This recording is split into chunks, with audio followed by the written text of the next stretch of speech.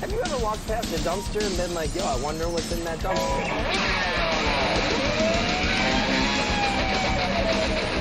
Either put on these glasses or start eating that trash can. Yeah, there's a TV in the garbage can.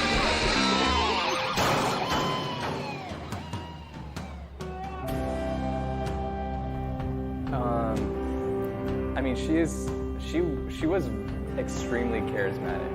Like, I would go into her office and she would tell me about, she would tell me about the vision of the company and helping third world countries, and I would be so motivated to do my job, and then I would go back and I was working with a Theranos device and I go, wait, what just happened?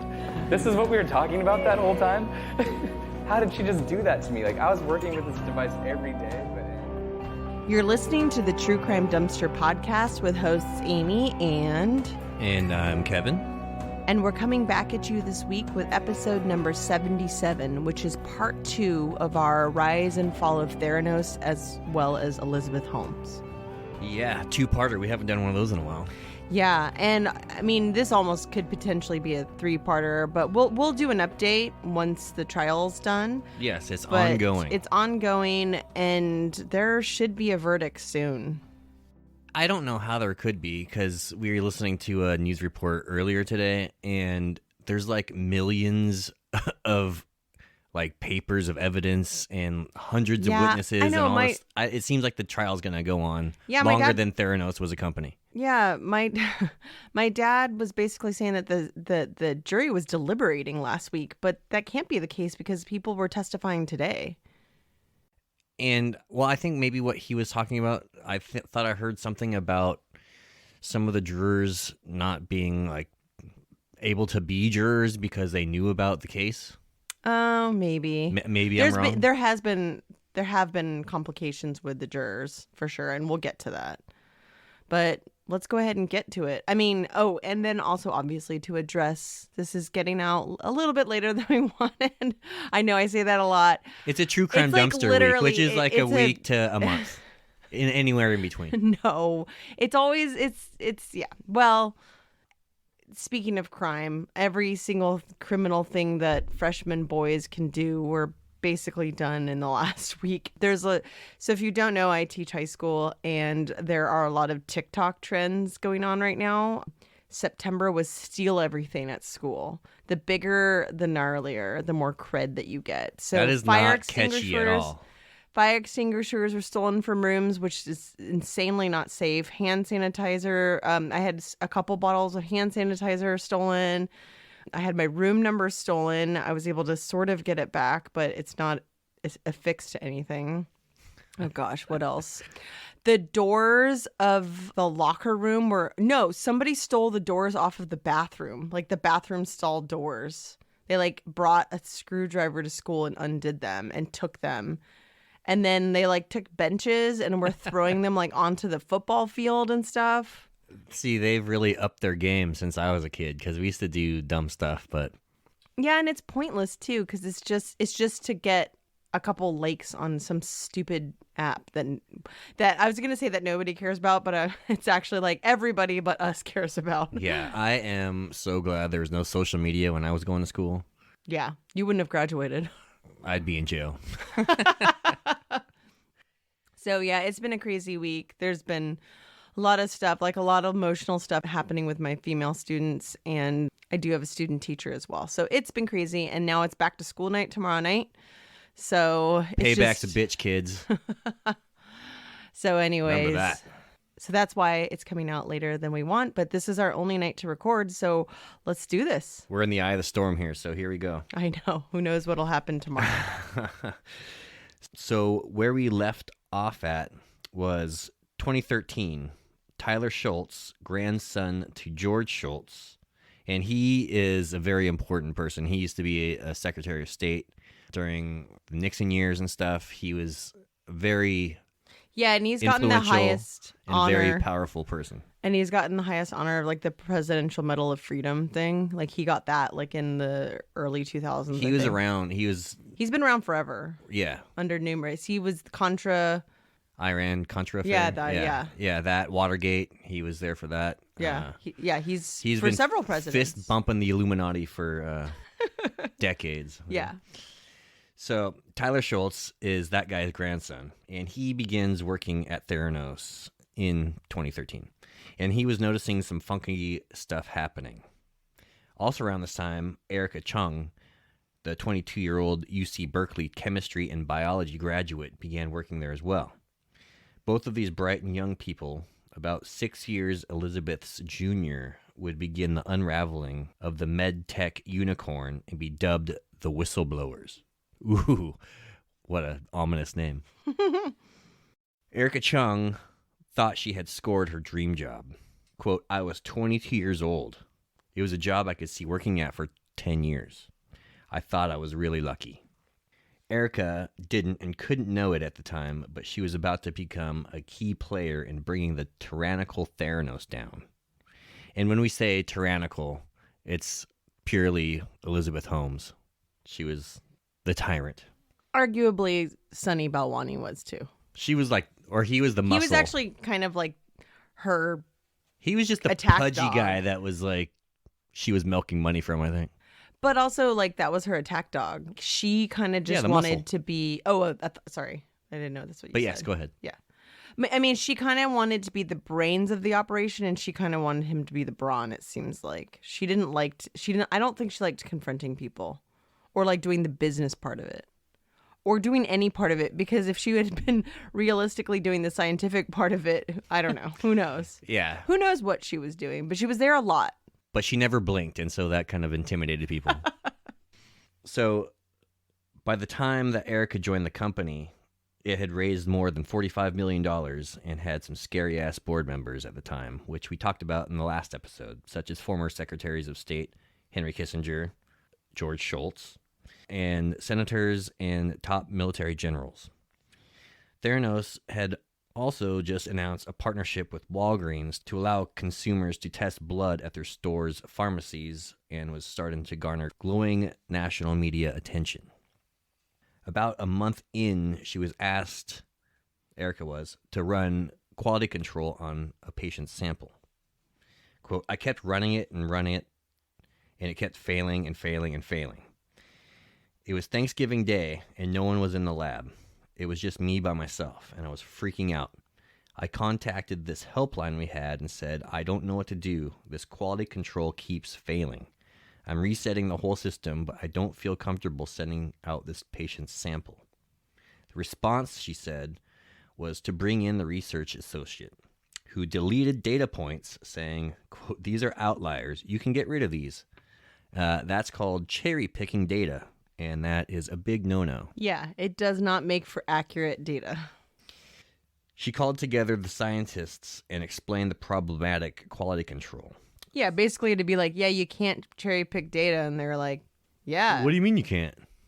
The scientists were for science, and that's why a lot of them would quit. And we're not going to go into it too much in detail, but there was one scientist who was with Elizabeth from the very get-go. Like, it's literally the patent for this device that doesn't work basically is in his name and her name, and his name is Ian Gibbons. He's major in it, and he kind of gets swept under the rug. He worked for Elizabeth for like 10 years, and when shit kind of hit the fan and he was kind of being forced to like testify to like a grand jury, he ended up trying to commit suicide, and it was really ugly because he wasn't successful. But then he went to the hospital for like 7 more days and then died in the hospital. It's like incredibly sad. It's like this sub-story of the whole Theranos story, and it's just so incredibly sad. And if you watch the documentary The Inventor on HBO or listen to the podcast series The Dropout, they interview Ian Gibbons' wife, and it's just so incredibly sad, like how Theranos treats her and everything like that. But so when, you know, Erica Chung is calling together all these scientists, like these are really credible people that want to be on her side. Yeah, everyone working there like believes in what they're doing. Yeah, like Ian Gibbons, he got his PhD from Cambridge. Like, he's a fucking genius, you know? And shit's not working, and they're back to the drawing board. Exactly. And it's over and over again. And Elizabeth is basically like, Elizabeth and Sunny are both being like, shut the fuck up, just do your job, And they're like, but our job is science, and we can't do it because the science isn't working, you know? They're trying to cram this whole laboratory basically in this little tiny, like, basically like a printer-looking machine, like the size of a printer. And, like, some of the scientists and engineers were saying, it's not possible. There's not enough room to do all the stuff you want to do in this little space. And she wasn't having it. No, she wanted to look like an Apple product, you know? And so this is, you know, they wouldn't budge. She had a vision. Yeah. And she didn't care. More like a fever dream. Yeah. So the scientists would agree that the process should be shut down to find the problems. But Sunny and Elizabeth, like we were saying, would get angry that there weren't enough testing and processing happening. The quality control sheets tracking data kept disappearing. Yeah. So like Erica Chung, she was like, you know what? I'm going to start taking account of every single time that like a machine fails and that there's like an issue with the machine. She started putting these sheets on there, basically keeping track of what day and what time like the machine fucks up. And then every day she would get to work and they would be like in the trash. Yeah. And it wasn't the scientists, and it wasn't her doing it. It was probably Sunny coming in and fucking being like, "Yeah, fuck this shit," you know. We don't need a paper. Yeah, maybe. But again, like that's hearsay. Allegedly. It's not allegedly hearsay. It just is hearsay. But yeah, so that's why like Erica was starting to get really stressed out from this job because she was trying to do the right thing as a scientist, and over again, she's being undermined. Don't you guys know by now that doing the right thing will never make you money? That's a little aside. Anyways, glass tubes were breaking. Broken glass and needles were everywhere, potentially threatening employees' lives as many of the blood samples were contaminated with disease. Yeah. So when we were watching the inventor documentary, they were talking about how like the nanotainers, which is where the one drop of blood was, were these like little tiny pill-shaped cylindrical things that were completely round. Like they didn't have a flat bottom, so they would put them and they would like potentially roll off, and like sometimes they would try to catch these samples, and the samples were these little tiny glass vials, and they're like, you know, some of these samples like had like hepatitis and shit in them because they were testing for disease. Ugh. So they were just rolling off the countertops and stuff. Yeah, they just said that the lab was a nightmare. Because again, I think that Elizabeth's vision was more Apple than medical, right?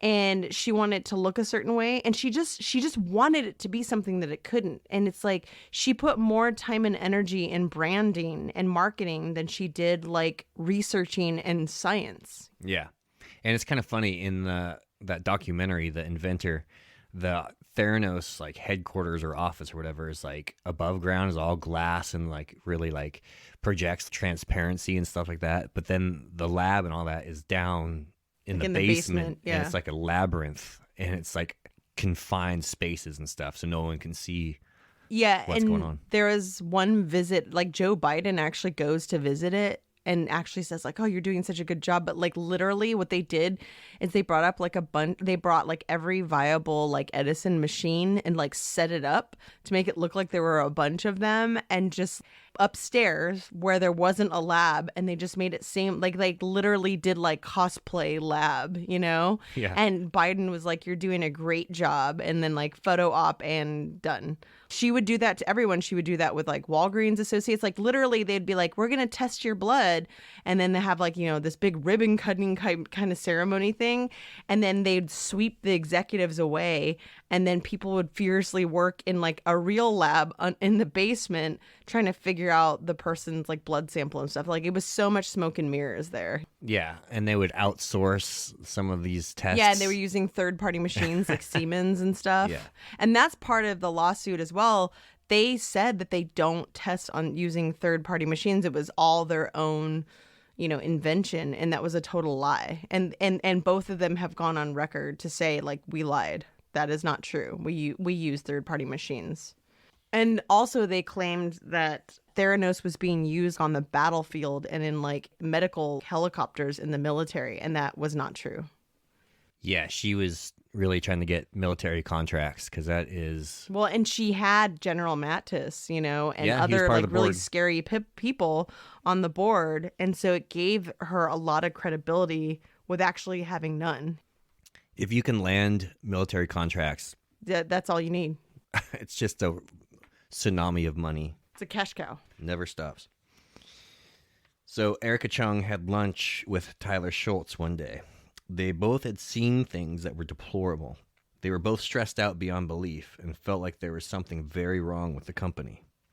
After 7 months of working at Theranos, Erica Chung couldn't take it anymore. The dream job had turned into a nightmare. That was when she started to get followed, harassed, and genuinely feared for her life.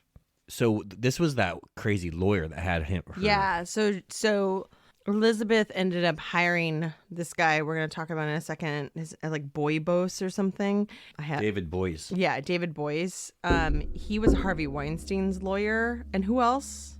He's just a big, scary lawyer. Yeah, he's basically like the most feared lawyer in like... Litigator, yeah. Yeah, in Washington, basically. He is like... Yeah, like he was Weinstein's... And it didn't look good for him at this point, especially I was listening to like in the podcast, they were basically saying like he ends up being like their director of legal affairs and is paid like a pretty ungodly salary, I believe. And he basically writes scary letters for her, hires people to follow ex-employees. People are saying like it's kind of a lame fucking job for him to have for being such a scary, litigator, like to be some guy that's like typing up letters for like intimidator. Like he was just, people were just saying that it was just a weird position for him to take. So it must have been paying like a shit ton. So the company and Elizabeth were acting like they were going to sue Erica. Yeah, or and run her Erica into doesn't the have mud. shit. Like Yeah, we'll she's get to 22. Tyler. Tyler, he's got fucking wealth up the ass, right? But like Erica doesn't have shit. So she thought that they were going to accuse her of selling trade secrets and stuff. She was terrified. With the little money she had, she hired a lawyer who told her to report what she had witnessed to federal health regulators and to ignore the letter.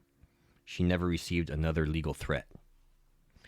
She then, later, took a biotech job in China soon after all of this. Yeah, and she said, I believe either she said it or I'm kind of assuming like it was kind of to get the fuck away from Theranos too. She was scared of them. Yeah, I mean, they're a very intimidating company. They have a board of fucking mass murderers. Yeah. So going to China, that's a big move.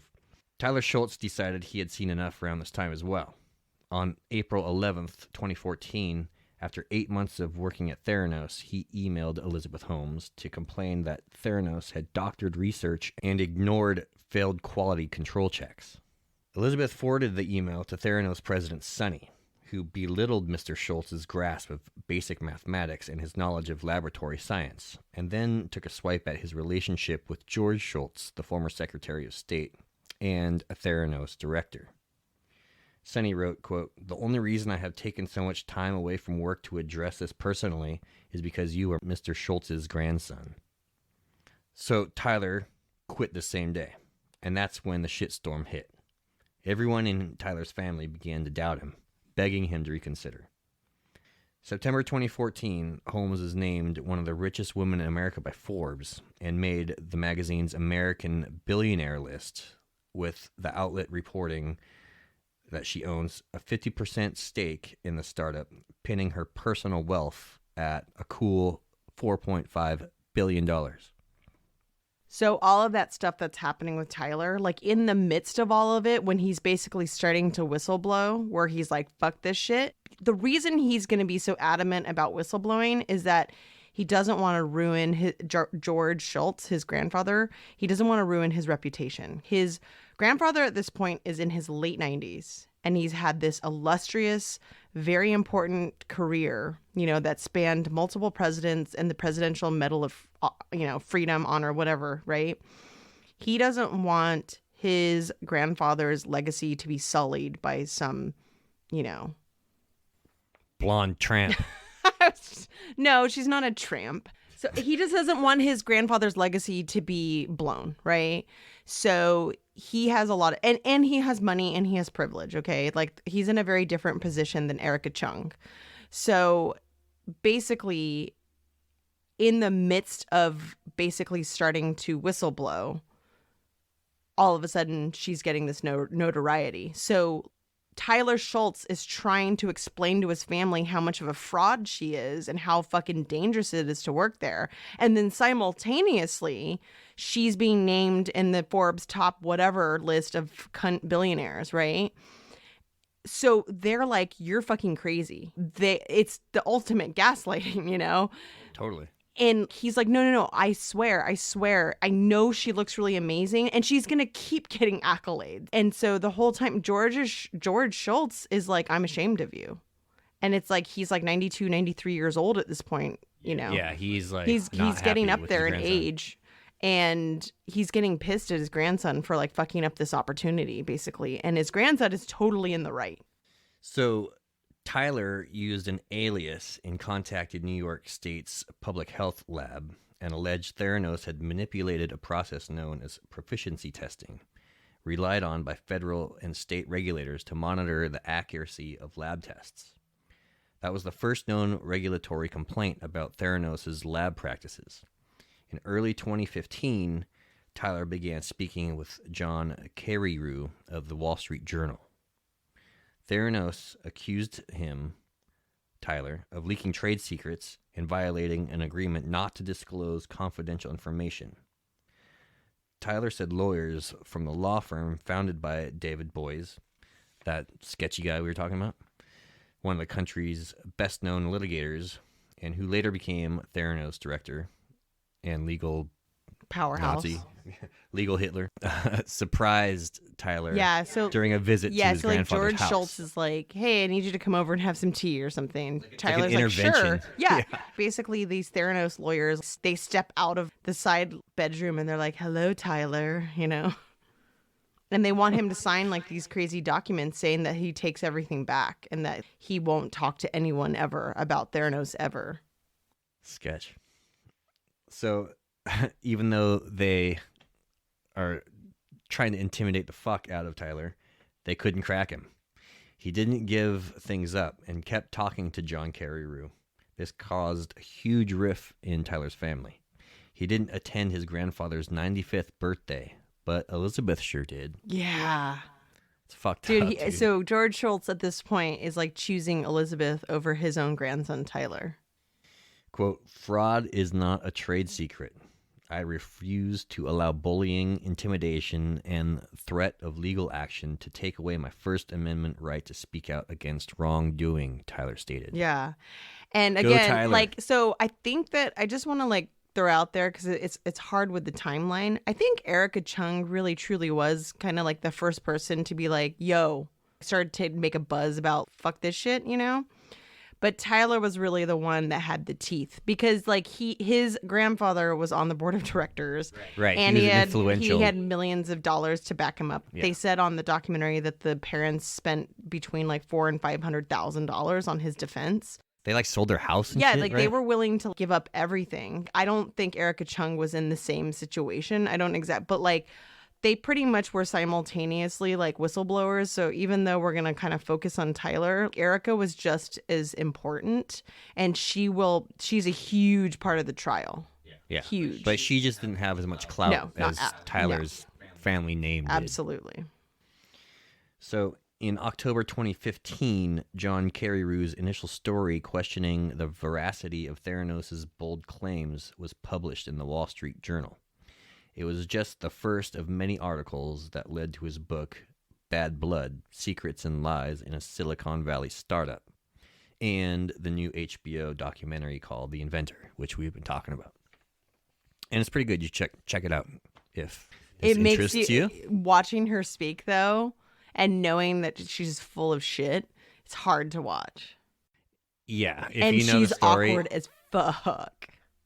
she's a fucking nutty bird. The part where she's dancing to MC Hammer, I can't. Dude, I cringe can't. fest. Dude, it's like Talk Silicon about- Valley, like, ugh.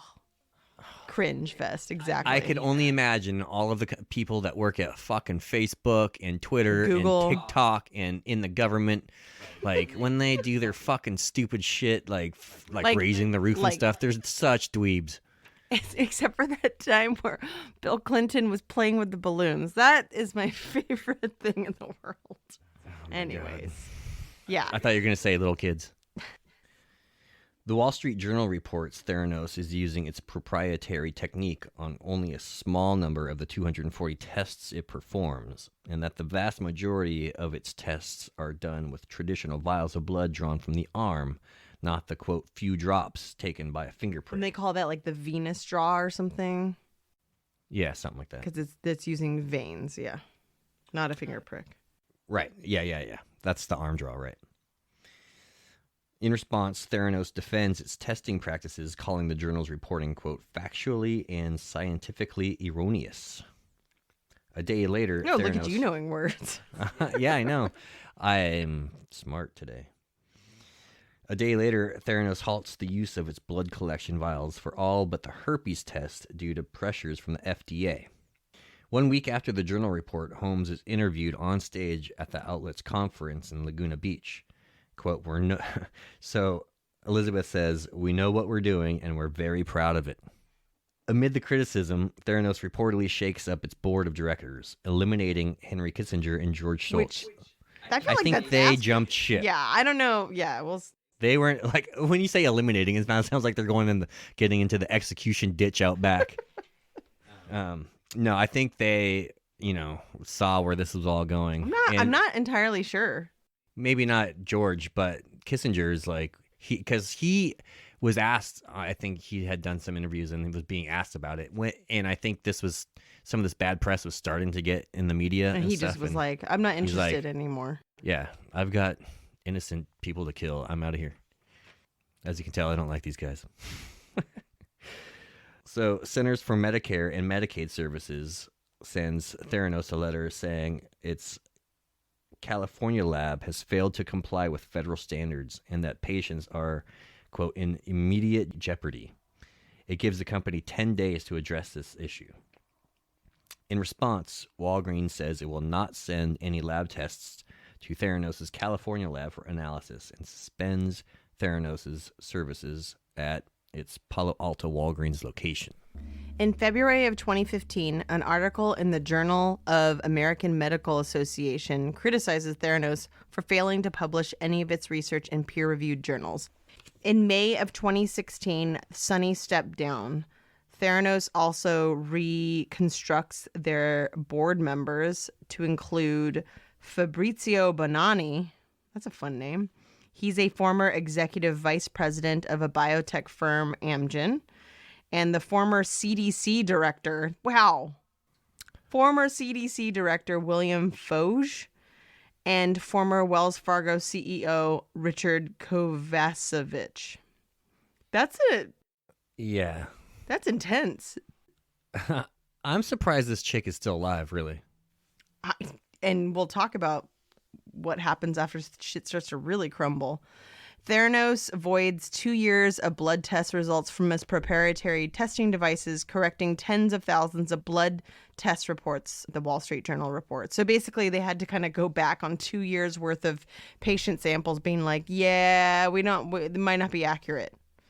In June of 2016, Forbes revises its estimate of Holmes's net worth from $4.5 billion, right? Like you said before, to guess what?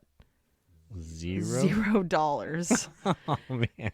The magazine also lowers its valuation of the company from $9 billion to $800 million. Walgreens, once Theranos' largest retail partner, ends its partnership also during this time, and it closes all 40 Theranos wellness centers in Arizona and California.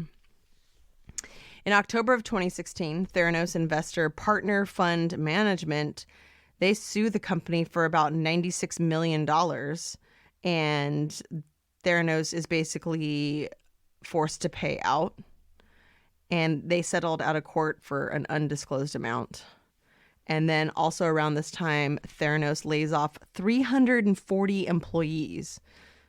That's how many. That's just the layoff. So I think at one like point a I said there was third. like 800. Yeah. There was about 800 employees in its clinical labs and wellness centers as it attempts to pivot and focus on the mini lab. So the mini lab was this way to kind of circumvent the fact that they're not allowed to like basically use labs at all. The ship is sinking. You know that part in Titanic where the band starts playing like the farewell song and stuff? She's like the cook in the kitchen that's like, we got to get this dinner out. And you're like, the ship is sinking, like, and everybody's dying. And she's like, but my pate, you know? My biscuits are burning. Yeah. So she's just trying to salvage what she can. And so they start to kind of create like a new product at this point when like literally. So the mini lab is the Edison 2.0, right? Something like that. So she unveils this thing called the Mini Testing Laboratory at a conference for the American Association of Clinical Chemistry. In selling the device versus owning its clinics, Theranos seeks to effectively sidestep the CMS sanctions, which don't prohibit research and development. So basically, she's not allowed to run laboratories for patient blood testing, but they're going to continue research because it didn't bar her from doing research in like a laboratory away from patients. So in November of 2016, Walgreens sues Theranos for $140 million. And again, like the last lawsuit, it's settled out of court in August of 2017. In January 2017, Theranos downsizes again, laying off approximately 155 more employees, which is at this point about, I think this is more than half of their employees. Yeah, so they're probably around to like 250. Something like that. And then the Wall Street Journal, so like while all of this is happening, this John Carreyrou guy, he like is continuing to write about this sinking ship of Theranos, and he is just relishing in it. And they have this like chant. So the people that are staying at Theranos,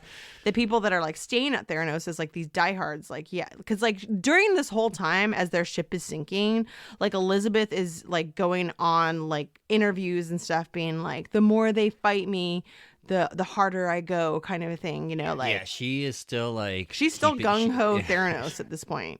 Yeah. She thinks she can make a comeback. It's fucking crazy. It's kind of sad. Like, because it's like, again, is she fucking nuts? Like, yes, does she really? I can answer that. But I mean, like, does she really believe this shit? Or is she doing it because she's like, hey, I've raised, hundreds of millions of dollars before. I can do it again. Where is this coming from, I feel like she just convinces herself that it's. So then should she be good. found innocent in her trial then because she's mentally ill? So we'll get there, but just bear that in mind. So Theranos fails a second regulatory lab inspection in September of that year, and they are forced to close their last blood testing location as a result. So basically, in April of 2017, Theranos loses millions and millions of dollars more from like the state of Arizona because Arizona's pissed, and like all kinds of like she's just paying out. She's hemorrhaging money at this point. So in March of 2018, the SEC charges finally. So this is March of 2018, after years of this potentially years basically of this sinking ship. It kind of started when Tyler Schultz whistle blew. Finally, they're charged with fraud. A massive fraud involving more than $700 million from investors, in which they called a elaborate years-long fraud where they exaggerated or made false claims about the company's technologies, business, and financial performance. So they're alleging that Elizabeth and Sunny knew that Theranos' proprietary analyzer could perform only 12 of the 200 tests that it published on its patient testing menu. So Elizabeth basically gives up control of the company at this point. However, Sunny is fighting the charges, with his attorney saying that he accurately represented Theranos to investors to the best of his ability. And I almost believe him because I think that. So at this point, there's charges. Yeah. So at this point, the SEC is charging them. And right around that time, within 2 to 3 months, talk about great timing, John Carreyrou is able to publish his book, Bad Blood, which is in part all of his articles together. in all of his extensive interviews with Tyler Schultz and Erica Chung and all kinds of people, like coming up from like Elizabeth's past. And then also that same month, right after, you know, they're charged with these fraud things, that's when I think that I don't know if he sold the rights or the rights were obtained in some way. Director Adam McKay, who directed The Big Short, he secures the rights to make the film starring Jennifer Lawrence as Elizabeth Holmes by the same name. So it'll be called Bad Blood. So he must have bought the rights from John Carreyrou. So John Carreyrou becomes very successful off of this whole thing. But without him, I don't think that everything would have gone down the way it did. Because basically he gave Erica Chung and Tyler Schultz a sounding board. And the Wall Street Journal is heavily read. Pretty big rag, yeah. And it's credible. June 2018, Elizabeth and Sunny are indicted on federal wire fraud charges over allegedly engaging in a multi-million-dollar scheme to defraud investors, as well as a scheme to defraud doctors and patients. And we find out at this time that they both face up to 20 years in prison, and both have pleaded not guilty. Minutes before the charges were made public, Theranos announced that Holmes has stepped down as the CEO, and in her place, David Taylor, who is their general counsel, he takes over as CEO. I would not want to be CEO of this company. Yeah. So finally, so that was like a Hail Mary, because then like 2 months later, in September 2018, Theranos finally dissolves. I don't see how it could keep going. Yeah, so like the CEO, this guy David Taylor, he tries to sell the company, I guess, to like salvage any kind of money. And I guess he like scouted it out to 80 potential buyers, and nobody wanted it. And so he finally wrote, "We are out of time." Like, it's now not worth anything. In March of 2019, the documentary The Inventor comes out on HBO, which is very well done. And I think it includes, I don't think I mentioned this before, but Elizabeth hires this brand marketing person, like a person whose job it is to make your company look good. And that guy has crazy connections. And he gets Errol Flynn, who's like a critically acclaimed documentarian. For you guys who don't know, he did The Thin Blue Line. He's done everything. Like, he's one of the most important documentarians of our time. The Thin Blue Line is a pretty major documentary. Maybe we should do an episode on it. Anyways, so there are actually clips of Errol Flynn was actually making a documentary about, or like helping to kind of brand Theranos when they first started, and he's like hired. And so in the documentary, you actually see clips of Errol Flynn's work in there, I believe. So in May of 2020, an additional criminal wire fraud charge is tacked on to the many, many other things. Oh, and also between those two things, between The Inventor coming out, which is a pretty scathing documentary, and before the final wire fraud charge, you know what happens in between those two things? What's that? Well, Elizabeth goes to Burning Man. Oh, right. So there were like these pretty scathing articles about, it was like, while her company is burning, she's going to Burning Man. So it's like literally she has ruined a lot of patients. I can't say that she's ruined their lives. She's made them very uncomfortable. She put some in danger for sure. And she also had people believe, like, there are people who have testified in her trial, like a mother who thought she miscarried and didn't, and then a woman who thought she had cancer but didn't. So she freaked a lot of people out. I don't know if I don't know if anyone was significantly harmed by her test results, but she fucked a lot of people up, basically. And then on top of that, at least 500 to 800, 900 eventually, like, employees were like laid off of their jobs and had to like, and all the investors lost money. I'm so sad about fucking Betsy DeVos and fucking Rupert Murdoch. No, I'm not. Yeah, no. But anyways, but like, she fucked over a lot of people. And you would think, as someone who fucked over, I don't know, the likes of Rupert Murdoch and fucking General Mattis and stuff, like Henry Kissinger and fucking, I don't know, just like, to go to Burning Man with your new boyfriend who's like 10 years younger than you, which is fine. I mean, age is fine. I don't care. Like, he's like 26, 27 years old now. His name is Billy Evans. He's a hotel heir. I mean, she knows how to pick them. Like, she doesn't have any money now, so she finds a rich boyfriend. They go to Burning Man together, and apparently his Instagram is just full of like him and Elizabeth being BFFs and her being real like silly and funky in pictures. Like, here's a silly coat I'm wearing and these are silly glasses. Like, she's having like the time of her life and going to Burning Man and like being in love during a time where she's basically ruined a lot of people's lives.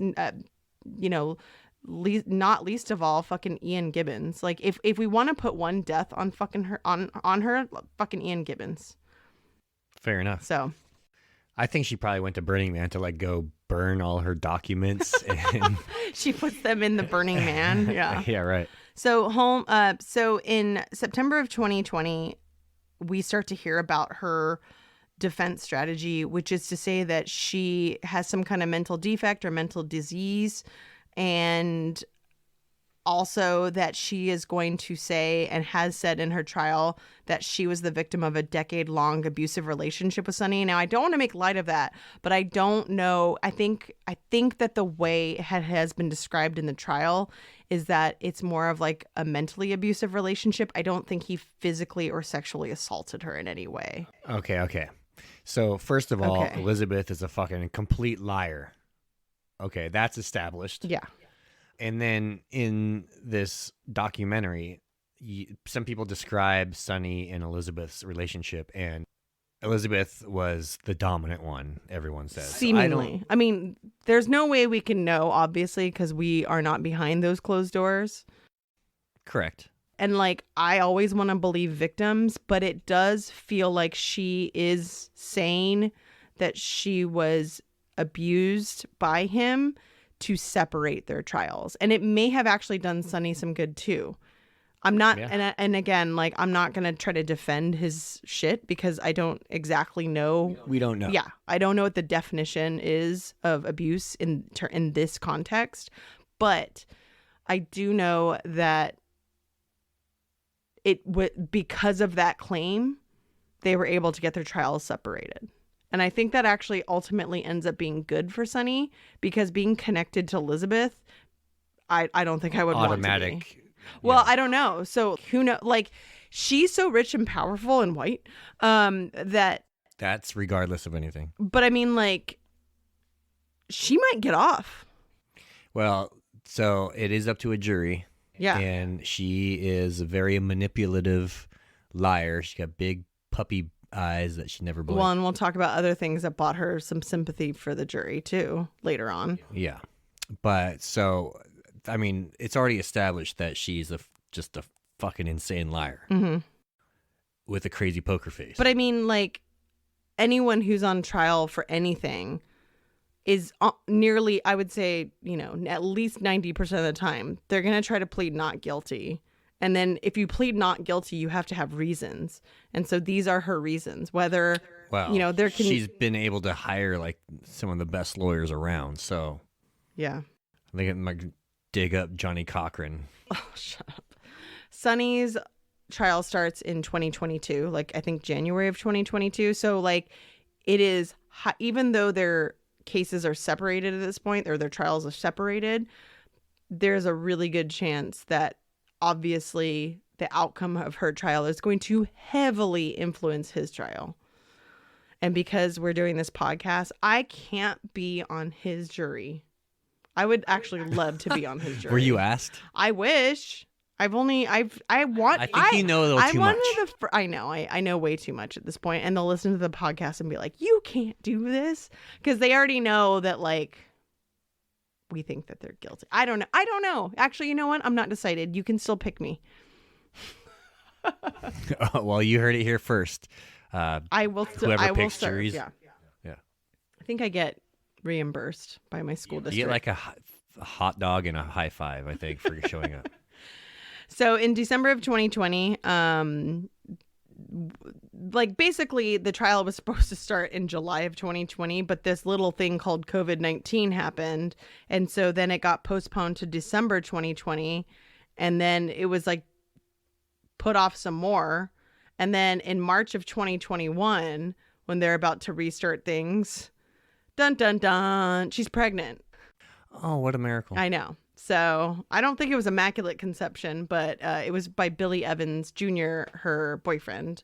Potentially husband. There has been some reports that they actually got married in June or July of 2019, but like there's no public documents that people have found to support that. There is some screwy stuff with their relationship, but whatever. Every time you say Billy Evans, I think Billy Gibbons from ZZ Top. No, not the same person. He recently passed. Oh, so rest in R.I.P. power, buddy. So yeah, so like what I was saying, in March of 2021, she's pregnant. So surprise, surprise, the trial is put off more. And she has her child in July. And so basically they're like, okay, well, you got 6 weeks and then your trial is going to start. So in like basically the next month in August, the jury selection starts. And there's a lot of craziness that happens with jury selection. And they basically get these 12 jurors and then like immediately one is exposed to COVID-19 and then the trial is like delayed for a while. And then one of the jurors is like forgot to disclose that they actually worked for an accounting firm that temporarily worked with Theranos for a while. But the judge... How do you forget to disclose it? I don't know. That I guess they didn't know. They said that they worked for this place and they didn't know that Theranos was a client. And I guess nobody picked up on it until later. And I think somebody was like, hey, you do know that your firm worked for Theranos, right? And she was like, oh, shit. So she went to the lawyer, was like, I guess like my firm worked for Theranos. I don't think she worked at the firm at the time that the firm worked with Theranos. Because remember, Theranos has been around for at least a decade. Right. And so this accountant or whatever she is, right? She works at this firm and that firm represented Theranos at some point for like 6 months when she didn't work there. So that's not that crazy that she didn't disclose. It's like, 7 degrees. So basically the judge was like, that's fine. You can stay on. Because they were getting kind of concerned. They're like, we only have a couple alternates because then the 19-year-old juror, which that's very young. Like when you were 19 and you worked your shitty hourly job, like you couldn't be gone for weeks to serve like on a crazy trial. The 19-year-old had to go to the mall. Yeah, so the 19-year-old who probably worked at like fucking Orange Julius or something is like, hey, judge, can I talk to you one-on-one? And judge was like, okay. She was like, hey, my job, I'm going to lose my job if I serve on this jury. And the judge for a while, I don't actually know if it got settled or not, but like the judge basically is like, can you like serve on the jury during the week and then like work on the weekends? Like or work at night. And but he's like but trying apparently to, like, the trial's only going on 3 days a week. It's only Tuesday, Wednesday, and Friday. So I think that they may have even done that somewhat to accommodate her. So I'm not 100% sure, but like basically I think she stayed in, or maybe he let her go and the alternate stepped in for that. But basically it was starting to shape up very strangely at the beginning of the trial, where it's just like all the jurors were like dropping. So the trial begins on September 8th and the opening arguments happen. And her lawyer is named Lance Wade. And he presents in his opening statement saying that Holmes didn't go to work every day intending to lie, cheat, or steal. Well, that's good. And then the government's opening statement is given by U.S. Attorney Robert Leach. And he told jurors that Holmes engaged in a scheme of fraud and misleading claims to attract investors and expand the availability of its testing device into huge corporations worldwide, basically. And he's just like, and you're going to hear from patients whose lives were affected by this woman, and you're going to want to find her guilty, basically. The second day of the trial was canceled due to that exposure to COVID-19, which took out a couple of days. And then like days like 2 to 5 or 6, it's like all Erica Chung, basically. Because like I said, Tyler Schultz really was like the whistleblower in it. But like Erica Chung, she knows the shit. And she was trying to call them out from like day one when she started working there. So other people that we've heard in the trial have been the former U.S. Defense Secretary, James Mattis. He testified on Wednesday, September 23rd. And he basically was like, hey, I thought I was doing a good thing. I thought I was saving people's lives. I thought that this shit was being used on the battlefield, or I saw its potential to be used in the battlefield. Like, she never came off as like a fraudster. I mean, she was the state's witness, so it's not like he is trying to like defend her. He was like, I was duped by this woman, basically. Yeah. And apparently he was like totally cool, calm, and collected, and basically just said what he needed to say. But he was on the stand, I would say, for like, I think it was like 3 or 4 hours. So our most recent update is September 29th. And that's when the former Theranos lab director, Adam Russendorf, he has been testifying as a witness. So like, we're this is breaking news here. Yeah, like that's today. It's ongoing. Is today the 29th? Currently. Is it really? Oh, wow. That was really recent then. Look at that. I had the most recent tweet. You heard it here first, guys. Or maybe second if you're on top of your news. Or if you read the news, maybe second or third. So that's where it stands. So rather than just ask what you think, do you think that because the trial is going to conclude somewhat soon, probably in the next couple of weeks, if not maybe even a couple of days. I think that they still have some more shit to go through. And then the jury's going to deliberate. I believe that the jury is going to have a tough time with this case, and they're going to probably deliberate for a couple of days. I don't think it's going to be something that they can decide in a couple hours or even a day. How do you think? Like, do you think she's going to get convicted? And if so, how many years do you think she'll get? Because she could face up to 20. I don't know. I feel like it's possible she can talk her way out of this, especially if she's like breastfeeding on the stand. Yeah, so that I forgot to mention that. Yeah, like a lot of like Phyllis Gardner, who we've talked about, I believe it was her that she was like, damn, that girl's good at buying like what she needs at the time. Like, isn't that a convenient pregnancy, basically, on the Dropout podcast? Yeah. And like her like getting that hotel heir to be her boyfriend and all that stuff. She kind of like makes these power moves when it really suits her. So, she was able to talk some of the scariest people on earth into being in her a company. fraud. Yeah. So I feel like she has a good chance of Not serving anything. talking saying whatever she needs to say to get these jurors to. So do you think? I do you think know that if there needs to be reasonable doubt, or like I'm not sure how that part 'Cause works. it's fraud, It's yeah, not it's not like murder. like a murder Yeah. case, right? So, Well, I guess there has to be reasonable doubt to think that like basically she didn't know she was lying. I guess like it was intentional. Yeah. So it's all about intention. Yeah. Like, did she knowingly fraud people out of money, or did she really truly believe that the technology was there, or like, you know what I mean? That's what she's I'm on curious trial for. if I think she's going to be charged, and I think Okay. she's going to get 5 years. I've said it. I'm I said it here. curious. Okay. Well. Okay. And then Sunny, I think he'll be acquitted. I don't think he'll get charged. I don't think he'll get convicted. he seems like So those are my I mean, fuck fantasy leagues, fuck football. You know what I mean?